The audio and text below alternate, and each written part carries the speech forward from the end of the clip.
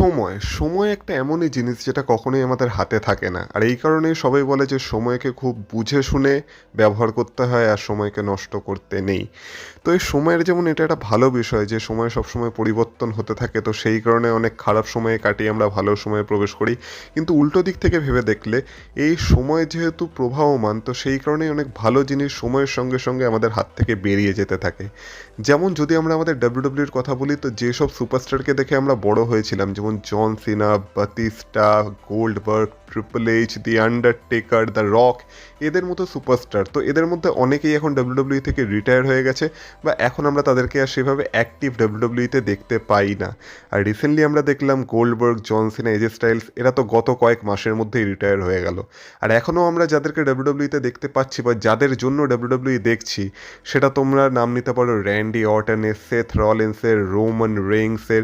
তো এই সব সুপারস্টাররাও আর বেশি দিন কিন্তু ডাব্লিউডাব্লিউতে থাকবে না, আমরা ধরে রাখতে পারি আর খুব জোর হলে 5 থেকে 6 বছর। তোমরা এর মধ্যে সিএম পাঙ্কের নামও নিতে পারো, মানে যাদের কারণে এখন আমরা ডাব্লিউডাব্লিউতে টিউন ইন করি, তারাও খুব জোর হলে আমরা ধরে রাখতে পারি খুব বেশি হলে 5, 6, 7 এরকম আর কয়েক বছর ডাব্লিউডাব্লিউতে দিতে পারে। কিন্তু তারপর তো ধীরে ধীরে তারাও রিটায়ারমেন্টের দিকে এগিয়ে আসবে, বা তারাও খুবই পার্ট টাইম সুপারস্টার হয়ে যাবে। মানে এখন যেমন আমরা রককে খুবই অল্প সময়ের জন্য ডাব্লিউডাব্লিউতে দেখতে পাই, মাঝে মাঝে দেখতে পাই, স্টোন কোল্ড স্টিভ অস্টিনকে একবার দুবারের জন্য দেখতে পাই, হয়তো সেরকম আমরা এদেরকেও তখন এরকম 1-2 বারের জন্যই সারা বছরে দেখতে পাবো। মানে এদের সময় সোজা কথা বললে চলে যাবে। এটা শুধু মেন্স ডিভিশনের কথা বলছি না, ওমেন্স ডিভিশনের কথাও আমি বলছি। যেমন এখন আমরা ওমেন্স ডিভিশনে Becky Lynch, Charlotte Flair, Alexa Bliss, এদেরকে দেখতে পাচ্ছি। এরাও তো আর ডাব্লিউডাব্লিউতে বেশি দিন টিকতে পারবে না এইভাবে, মানে তাদেরও তো রিটায়ারমেন্ট ধীরে ধীরে সামনে আসবে, মানে এদেরও সময় চলে যাবে। আর এখন তো ডাব্লিউডাব্লিউর উপর যেই কমপ্লেনটা সব থেকে বেশি মানে ডাব্লিউডাব্লিউ ফ্যান্সদের, সেটা হচ্ছে ডাব্লিউডাব্লিউ নতুন কোনো সুপারস্টার এখনও সেইভাবে তৈরি করতে পারছে না, যাদের জন্য কিনা আমরা ভবিষ্যতেও ডাব্লিউডাব্লিউ দেখার জন্য আগ্রহী থাকবো। কিন্তু তবু ডাব্লিউডাব্লিউ চেষ্টা তো করছে, আর এখন আমরা অনেক সুপারস্টারকে দেখতে পাচ্ছি যারা সবেমাত্র ডাব্লিউডাব্লিউতে এসেছে, তাদের মধ্যে পোটেনশিয়াল দেখা যাচ্ছে যে তারা ফিউচারে ডাব্লিউডাব্লিউর বড় সুপারস্টার হতে পারে বা ডাব্লিউডাব্লিউর মেন ইভেন্টার হতে পারে। তো এই ভিডিওতে আমি তাদের কথাই বলতে চলেছি। মানে এই ভিডিওতে আমি 15 জন এমন ফিউচার সুপারস্টারদের কথা বলবো যারা কিনা এবার ডাব্লিউডাব্লিউর হাল নিজের হাতে ধরতে পারে। মানে আমাদের ফেভারিট সুপারস্টার এখন যারা আছে, তারা যখন ডাব্লিউডাব্লিউ থেকে চলে যাবে বা তাদের রিটায়ারমেন্টের সময় যখন খুব কাছে ঘনিয়ে আসবে, তখন ডাব্লিউডাব্লিউ কাদের হাতে ডাব্লিউডাব্লিউর ভার দিতে পারে আর কাদের উপর ভরসা করতে পারে। এরকমই 15 জনের নাম আমি নেওয়ার চেষ্টা করেছি এই ভিডিওতে, যেখানে আমি যার নাম 15তে রেখেছি তার মেন ইভেন্টার হওয়ার সম্ভাবনা একটু কম বাকিদের থেকে, আর যার নাম আমি সবার উপরে রেখেছি তার সম্ভাবনা সব থেকে বেশি যে সেই ডাব্লিউডাব্লিউর ফিউচার মেন ইভেন্টার হতে পারে। আর পয়েন্ট টু বি নোটেড, এখানে আমি ডাব্লিউডাব্লিউর মেন ইভেন্ট সুপারস্টারদের কথা বলছি যারা মেন ইভেন্ট লেভেলে থাকতে চলেছে, মিড কার্ডারের কথা আমি বলছি না। তো আমি এমনই সুপারস্টারদের নাম নিতে চলেছি যারা মেন ইভেন্ট স্ট্যাটাস পেতে চলেছে, এমনকি ফিউচারের রাসেলমেনিয়াকে মেন ইভেন্টও করতে চলেছে। মানে এই বছর আমরা রাসেলমেনিয়া 42 দেখতে চলেছি, ধরে নাও রাসেলমেনিয়া 50 বা রাসেলমেনিয়া 52 বা রাসেলমেনিয়া 50 থেকে 60 এরকম টাইমে কারা কারা রাসেলমেনিয়ার মেন ইভেন্টে থাকতে পারে, এরকমই আমি নাম নেওয়ার চেষ্টা করেছি। তো আশা করি ভিডিওটা তোমাদের ভালো লাগবে, তাই ভিডিওটা পুরোটা দেখো, স্কিপ করো না, কারণ তোমরা দেখছো Rachel entertainer. So let's start the entertainment.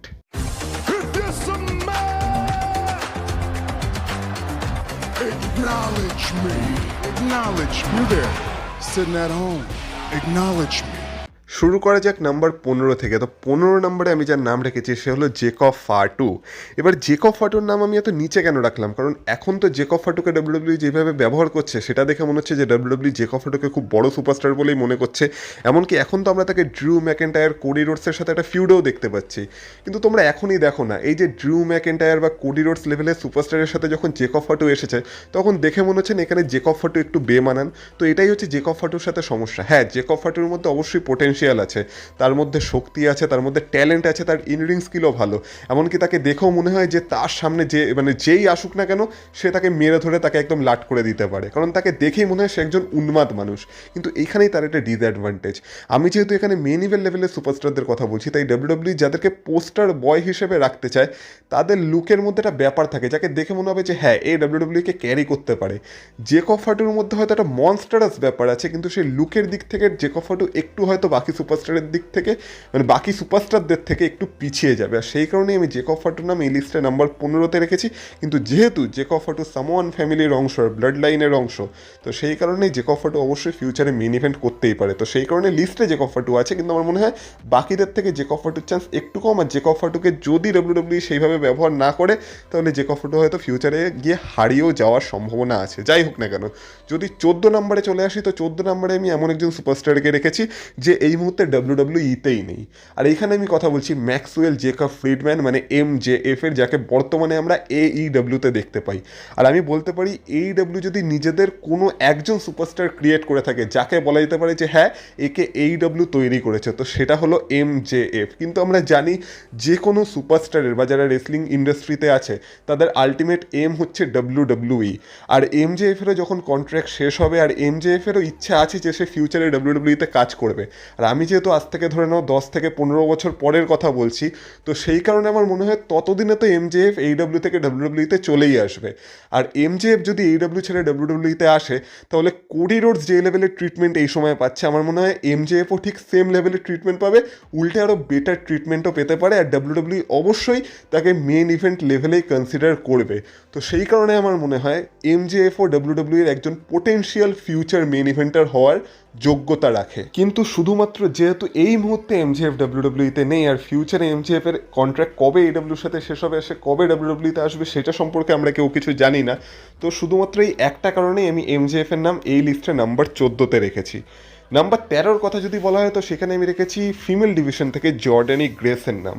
আর আমার মনে হয় জর্ডানি গ্রেসের মধ্যে সেই পোটেনশিয়াল আছে। সে যখন TNA-এর চ্যাম্পিয়ন ছিল সেই সময় থেকে WWE তাকে ব্যবহার করছে বা তার উপর নজর রেখেছে। আর এই মুহূর্তে তার মেন রোস্টারে ডেবিউ হয়ে গেছে, আমরা এই মুহূর্তে তার সাথে জেড কারগিলের ফিউডও দেখতে পাচ্ছি। তো আমার মনে হয় যদি জর্ডানি গ্রেসকে WWE ঠিকমতো ব্যবহার করতে পারে, তাহলে জর্ডানি গ্রেসের মধ্যে সেই পোটেনশিয়াল আছে, এমনকি তার মধ্যে পাওয়ারও আছে, আর তাকে দেখে সুপারস্টারের মতো মনেও হয়। তো ফিমেল ডিভিশনে জর্ডানি গ্রেস ফিউচারে অবশ্যই একজন মেন ইভেন্ট লেভেলের সুপারস্টার হতে পারে। তো সেই কারণে জর্ডানি গ্রেসের নাম আমি এই লিস্টের নাম্বার 13-তে রেখেছি। যদি কথা বলা হয় নাম্বার 12, তো এখানে আমি একসাথে দুজনের নাম রেখেছি, আর দুজনই হচ্ছে NXT থেকে, যার মধ্যে একজনের নাম হচ্ছে ব্লেক মনরো, আর একজনের নাম হচ্ছে ইজি ডেম। এবার এই দুজনকে আমি কেন রেখেছি, কারণ আমার মনে হয় ব্লেক মনরোর কথা যদি আমি বলি, তো ব্লেক মনরো তো অবশ্যই যখন মেন রোস্টারে তার ডেবিউ করবে, তখন সে সোজা একটা মেন ইভেন্ট লেভেলের পুশই পাবে, যেমন পুশ আমরা টিফানি স্ট্র্যাটনের সাথে দেখেছিলাম। টিফানি স্ট্র্যাটন যেমন NXT থেকে মেন রোস্টারে এসেই চ্যাম্পিয়ন হয়ে গেছিল, তারপর আমরা তার একটা 1 বছর লম্বা চ্যাম্পিয়নশিপ রিংও দেখেছিলাম প্রায়। তো আমার মনে হয় এইখানে ব্লেক মনরোর সাথেও WWE সেম ট্রিটমেন্ট দিতে পারে ব্লেক মনরোকে। আর ইজি ডেমের নাম আমি কেন রেখেছি, ইজি ডেমের নাম আমি এই কারণেই রেখেছি কারণ ইজি ডেমকে দেখে অ্যাকচুয়ালি একজন সুপারস্টারের মতো মনে হয়। আর আমার মনে হয় WWE যেই টাইপের ফিমেলদের আর কি মেন ইভেন্ট লেভেলে পুশ করে, সেই সব রকম পোটেনশিয়াল আর সেই সব রকম ট্যালেন্ট ইজি ডেমের মধ্যে আছে, আর তাকে দেখতেও ভালো। তো সেই কারণে আমার মনে হয় ইজি ডেমকে অবশ্যই WWE একজন মেন ইভেন্ট লেভেলের সুপারস্টার হিসেবেই কনসিডার করতে পারে যখন তার মেন রোস্টারে ডেবিউ হয়ে যাবে। তো সেই কারণে ব্লেক মনরো আর ইজি ডেম দুজনের নামকেই আমি এই লিস্টে নাম্বার 12-তে রেখেছি। নাম্বার 11-তে আমি যার নামকে রেখেছি সে হচ্ছে সোল রুকা। আর সোল রুকার নামকেও আমি এদের সাথে রাখতে পারতাম, কিন্তু যেহেতু সোল রুকাকে WWE একটু স্পেশাল ট্রিটমেন্ট দিচ্ছে, আমরা জন সিনার যে last Saturday nights main event হয়েছিল সেখানে আমরা সোল রুকার সাথে বেলির ম্যাচ দেখেছিলাম, যেখানে সে বেলিকে হারিয়ে দিয়েছিল। এমনকি রয়্যাল রাম্বলেও আমরা দেখেছিলাম সোল রুকা প্রায় শেষ 3 জনের মধ্যে ছিল। তো সোল রুকার মধ্যে WWE পোটেনশিয়াল দেখেছে, আর আমার মনে হচ্ছে সোল রুকাকে WWE একজন মেন ইভেন্টার হিসেবেই পুশ করতে চলেছে ফিমেল ডিভিশনে। তো আমার মনে হয় সোল রুকার ফিউচার WWE-তে এই কারণে খুব ব্রাইট হতে চলেছে। আর বাকি সবার থেকে সোল রুকার চান্স হয়তো একটু বেশি, যে সে সুযোগ একটু বেশি পেতে চলেছে WWE-র তরফ থেকে। তো সেই কারণে আমার মনে হয় সোল রুকার মধ্যে যেহেতু ট্যালেন্ট আছে, সোল রুকার যেহেতু মুভগুলো খুব সুন্দর, তার ফিনিশিং মুভ সবার মধ্যে অনেকের অনেক ভালো লাগে, কি বলছি। তো এই কারণে আমার মনে হয় সোল রুকার সম্ভাবনা একটু বেশি বাকিদের থেকে, তাই সোল রুকার নামকে আমি একটু আলাদা করে রেখেছি। নাম্বার 10-এর কথা যদি বলা হয়, তো সেখানে আমি রেখেছি আমাদের ডার্টি ডমিনিক মিস্টেরিওকে।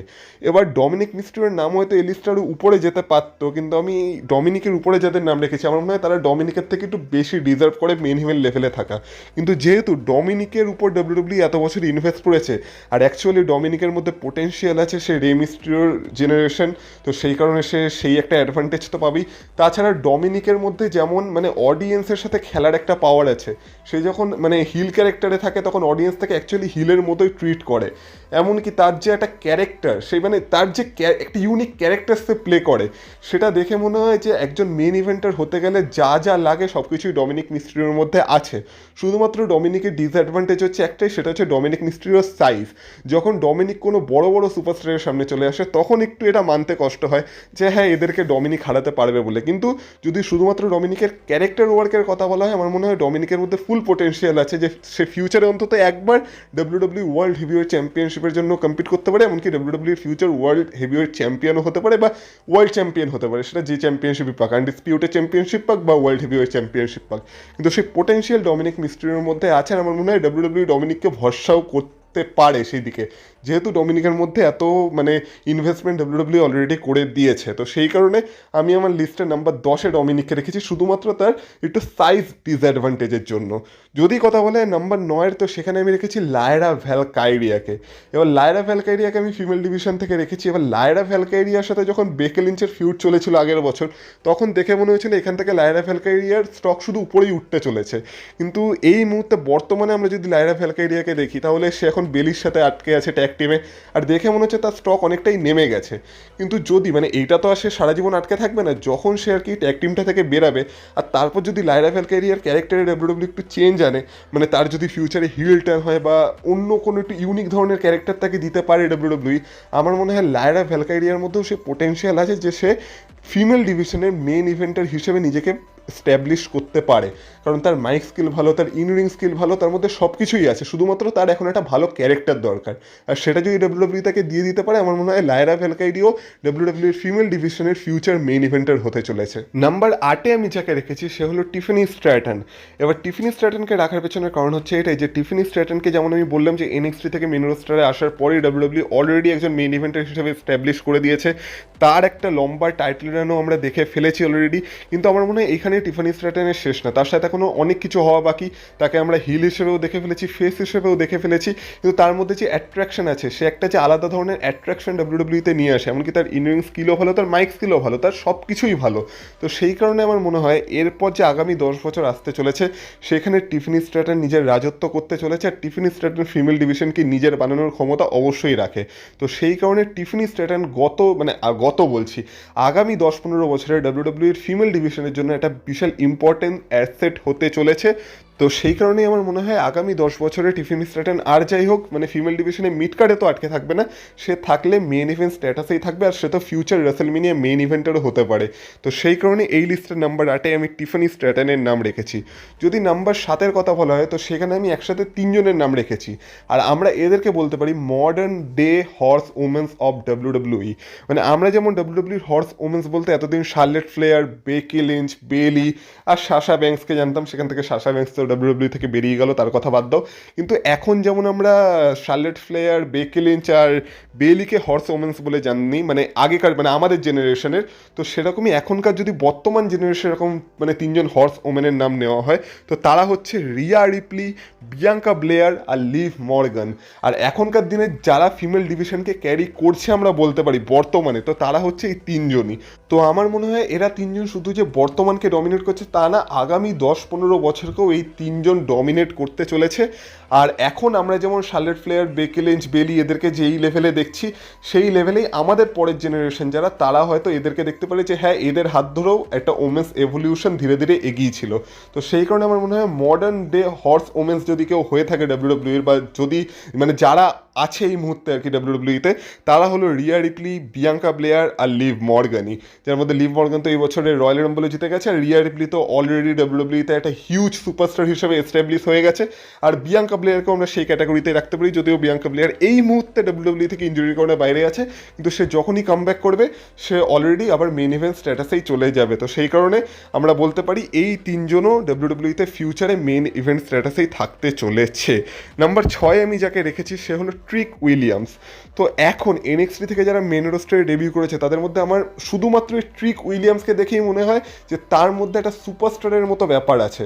তার থিম সং বলো, তার থিম সঙ্গের সাথে সবাই যেভাবে ভাই হাইপ করে, সবাই যেইভাবে তাকে সাপোর্ট করে, তার জন্য অন্তত রিয়াকশন দেয়, সেটা ফেস রিয়াকশন হোক বা হিল রিয়াকশন হোক, কিন্তু সে রিয়াকশন পায়।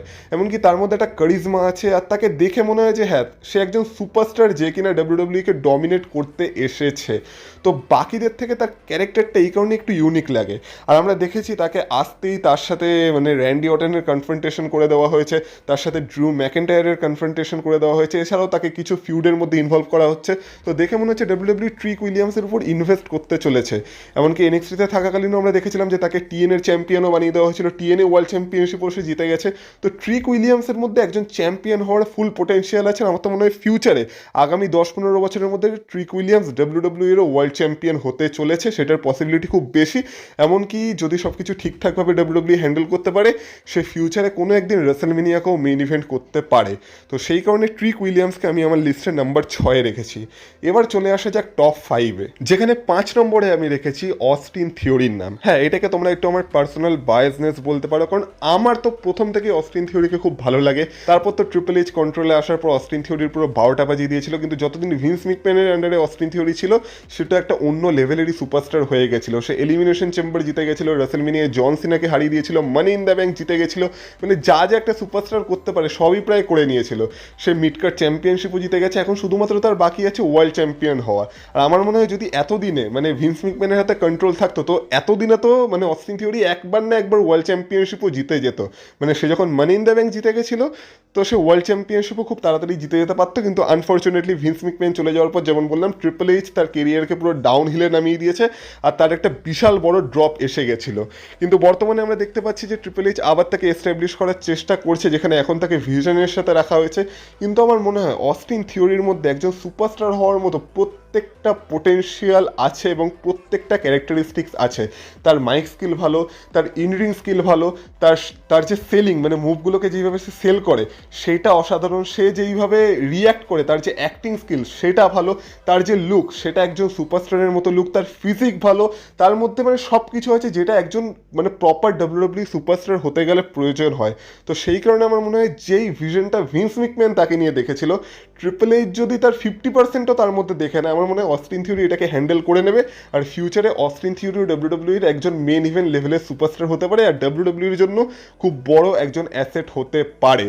কিন্তু এবার পুরোটাই ট্রিপল এইচের হাতে, যে ট্রিপল এইচ অস্টিন থিওরিকে কী চোখে দেখে। আর আমার মনে হয় যেহেতু ভিন্স ম্যাকম্যান অস্টিন থিওরিকে পছন্দ করতো, তো সেই কারণে ট্রিপল এইচ এখন চাইছে যাতে ভিন্স ম্যাকম্যানের কোনো জিনিস তার এরায় না চলে, কারণ তার তো প্রতিদিনই নিউ এরা চলে আসে।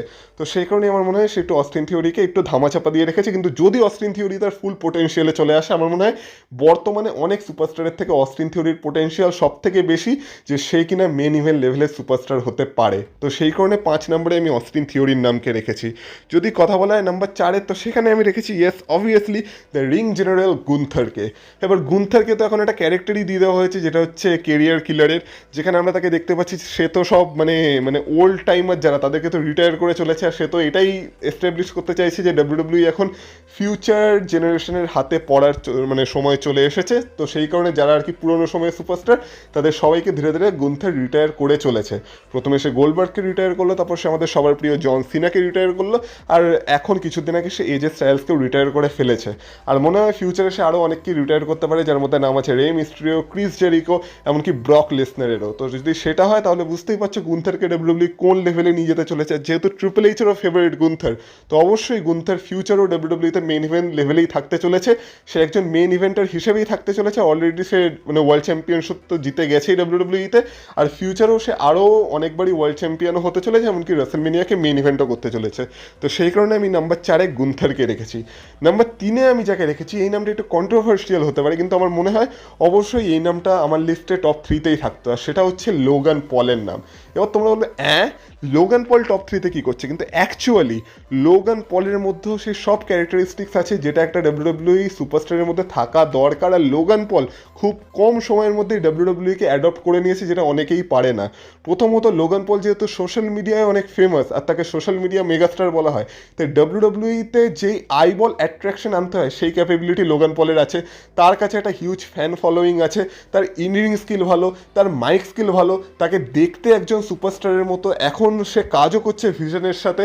তো বলা যেতে পারে ডাব্লিউডাব্লিউর বিজনেসের দিক থেকে দেখতে গেলে, ইনরিং স্কিলের দিক থেকে দেখতে গেলে, সব দিক থেকে দেখতে গেলে লোগান পল পুরোপুরি একজন ডাব্লিউডাব্লিউই ক্যারেক্টার, আর তাকে ফিউচারে অবশ্যই মেন ইভেন্ট লেভেলেও বুক করা যেতে পারে।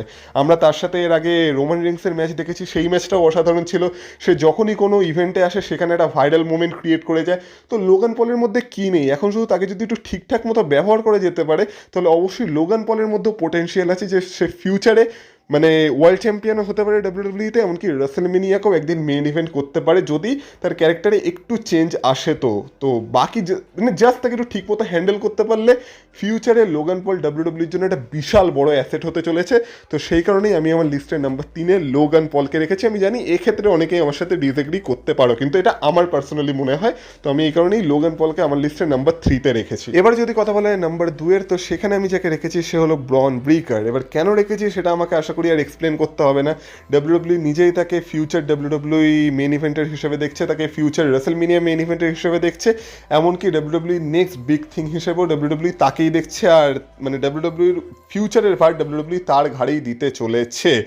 আর সেইভাবেই ব্রন ব্রিকারকে তৈরি করার চেষ্টা করা হচ্ছে। তাই এই বিষয়ে তো কারো কোনো সন্দেহ নেই, ফিউচারে ব্রন ব্রিকার ডাব্লিউডাব্লিউর মেন ইভেন্ট স্ট্যাটাসেই থাকতে চলেছে। এমনকি আমি তো প্রেডিক্ট করেছিলাম যে এই বছরও ব্রন ব্রিকার রেসেলমেনিয়াকে মেন ইভেন্ট করতে পারে, কিন্তু মেন ইভেন্টের আগেই তো সে ইনজিওর্ড হয়ে বসে আছে, তো আর কি করা যাবে। তো যাই হোক না কেন, এই বছর সে ইনজিওর্ড হলো, আমার মনে হয় আগামী 10-15 বছর ব্রন ব্রিকারের জন্য খুব ভালো হতে চলেছে।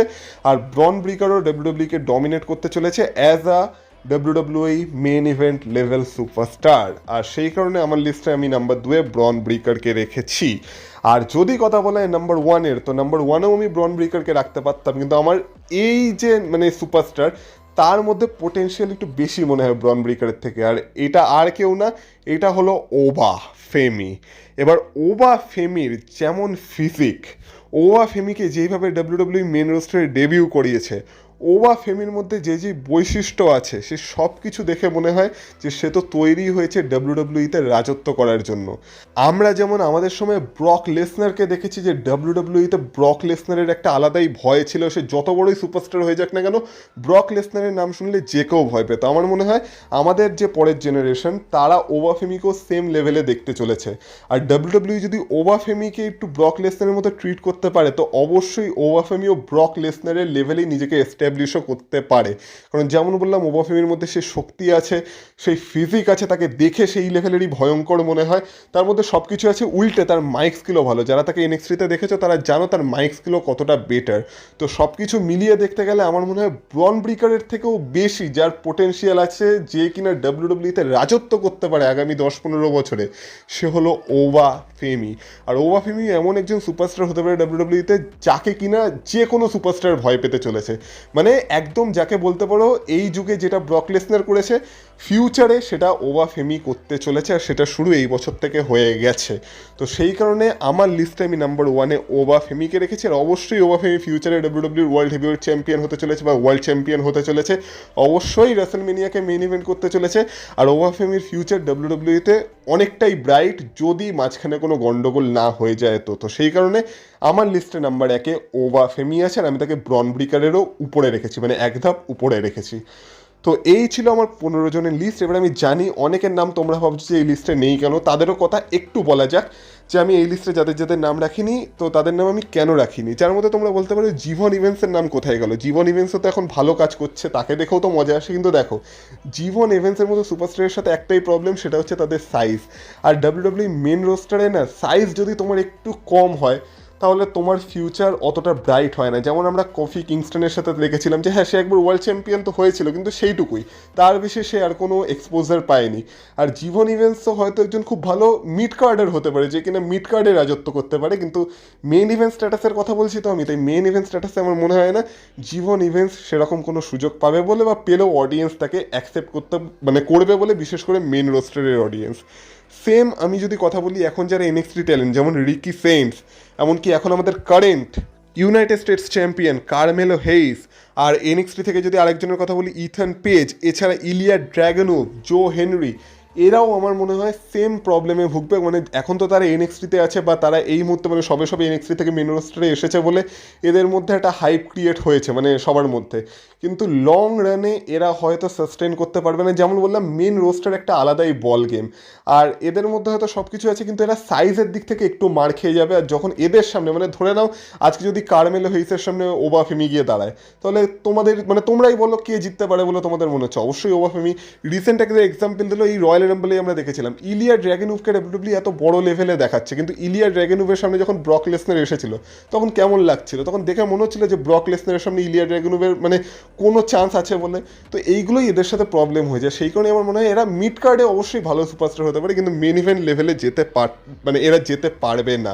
আর যদি একটু বড় সাইজের সুপারস্টারের কথাও বলা হয়, তাদের মধ্যে আমি যদি বলি ব্রনসন রিড আর সোলো সিকোয়ার কথা, তো আমার মনে হয় যে এরাও মেন ইভেন্ট স্ট্যাটাস থেকে কোথাও না কোথাও ফিউচারে হারিয়ে যাবে। যদিও ব্রনসন রিড অলরেডি আমাদের রোমান রিডসকে হারিয়ে রেখেছে, কিন্তু এখনও তার সাথে ভালো কিছু হচ্ছে না। আমার মনে হয় ফিউচারেও তার সাথে ভালো কিছু হবে না। এদেরকে একটা মনস্টার হিসেবে ডাব্লিউডাব্লিউতে ব্যবহার করা হবে যে হ্যাঁ এর একটা মানে হেভিওয়েট সুপারস্টার, এর সামনে কেউ এলে একে হারানো কঠিন, কিন্তু ওইটুকুই। মেন ইভেন্ট লেভেলে আমার মনে হয় না এরা কিছু করতে পারবে বলে। যেমন সোলোসিকোর কথা আমি বললাম, সোলোসিকোয়াকে তো নেক্সট ট্রাইবাল চিফ হিসেবেও স্ট্যাবলিশ করার চেষ্টা করা হয়েছিল, কিন্তু দেখো সেখানেও সোলোসিকোয়া ফেল হয়েছে। আর আমার মনে হয় ফিউচারেও সোলোসিকোয়ার খুব একটা চান্স নেই যে সে মেন ইভেন্ট লেভেলে যেতে পারবে বলে। হ্যাঁ একবার দুবার সে অবশ্যই ওয়ার্ল্ড চ্যাম্পিয়নশিপের জন্য কম্পিট করতে পারে, হয়তো একবার দুবার ওয়ার্ল্ড চ্যাম্পিয়ন হয়েও গেল, কিন্তু লং রানে সোলোসিকোয়া কোথাও না কোথাও গিয়ে একটু হারিয়ে যাবে বলেই আমার মনে হচ্ছে। তো সেই কারণে সোলোসিকোয়া, ব্রনসন রিড এদের নামও আমি আমার লিস্টে রাখিনি। এছাড়া যদি ফিমেল ডিভিশনের কথা বলা হয় তাহলে তোমরা বলতে পারো স্টেফিনি ভ্যাকার, ইও স্কাই, জিউলিয়া, এদের নাম কোথায়? তো এদের সাথে আমার মনে হয় যেটা সব থেকে বড় প্রবলেম হতে চলেছে সেটা হচ্ছে তাদের ল্যাঙ্গুয়েজ ব্যারিয়ার। তারা যেহেতু ইংলিশ খুব ভালো বলতে পারে না, তো সেই কারণে তাদের একটা প্রবলেম হতে চলেছে। এখন যদিও স্টেফিনি ভ্যাকারকে ডাব্লিউডাব্লিউ ওয়ার্ল্ড চ্যাম্পিয়নশিপ দিয়ে দিয়েছে, কিন্তু লং রানে আমার মনে হয় এরা বেশি সাস্টেন করতে পারবে না। এদের অবস্থাও অনেকটা আসুকার মতো হয়ে যাবে। মানে এখন আমরা আসুকাকে কেমন দেখছি যে হ্যাঁ আসুকাকে আমরা মেন লেভেলের সুপারস্টার বলেই মনে করেছিলাম একটা সময়, কিন্তু বর্তমানে আসুকার অবস্থা দেখো, তাকে আমরা একজন প্রপার মিড কার্ডার বলতে পারি কিন্তু মেন ইভেন্ট সুপারস্টার বলতে পারি না। তো আমার মনে হয় স্টেফিনি ভ্যাকার, জিউলিয়া, ইও স্কাই এদের সাথেও সেম জিনিস ফিউচারে হতে চলেছে, এদেরও অবস্থা আসুকার মতোই হবে।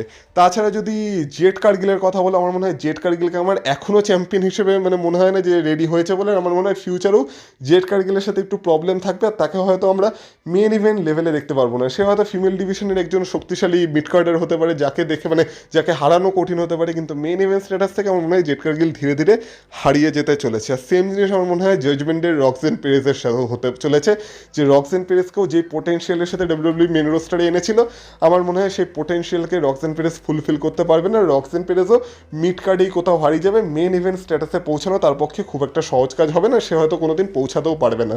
তো এরকম কিছু নাম আছে যাদেরকে মানে মনে হতে পারে যে আমি কেন আমার লিস্টে রাখিনি, তো কেন রাখিনি সেটাই আমি তোমাদের সাথে আলোচনা করলাম। এবার যাদের আমি রেখেছি তোমরা বলো আমার সাথে তোমরা কারা কারা একমত, আর তোমাদের কাদের কাদের মনে হয় যে সেই 15 জন সত্যিই ডাব্লিউডাব্লিউর ফিউচার হতে চলেছে আর ডাব্লিউডাব্লিউকে নিজের হাতে ক্যারি করতে চলেছে আগামী 10 থেকে 15 বছর আস্তে আস্তে, আর এদেরকে আমরা একটা সময় মেইন ইভেন্টে ডমিনেট করতেও দেখতে পাবো। আর যাদের নাম আমি রাখিনি তাদের মধ্যেও যদি তোমাদের কাউকে মনে হয় যে না এর মধ্যেও পোটেনশিয়াল আছে, এরাও মেইন ইভেন্টার হতে পারে, তো সেটা আমাকে কমেন্ট বক্সে কমেন্ট করে বলতে পারো। আর আমি যদি কারোর নাম না নিয়ে থাকি আর তোমাদের মনে হয় যে না না এর মধ্যেও পোটেনশিয়াল আছে, এও ফিউচারে মেইন ইভেন্ট লেভেলে যেতে পারে, তো তার নামও আমাকে অবশ্যই কমেন্ট বক্সে কমেন্ট করে জানিও। আপাতত আজকের ভিডিওটা এই অবধি থাক। ভিডিওটা যদি তোমাদের ভালো লেগে থাকে ভিডিওটা তো অবশ্যই লাইক করে দিয়েছো। ওই চ্যানেলে নতুন হয়ে থাকলে চ্যানেলটাকে সাবস্ক্রাইব করো, ভিডিওটাকে হাইপ করো, আর যেমন বললাম লাইকের সাথে সাথে তোমাদের গুরুত্বপূর্ণ মতামত অবশ্যই কমেন্ট বক্সে কমেন্ট করে আমাকে জানিও।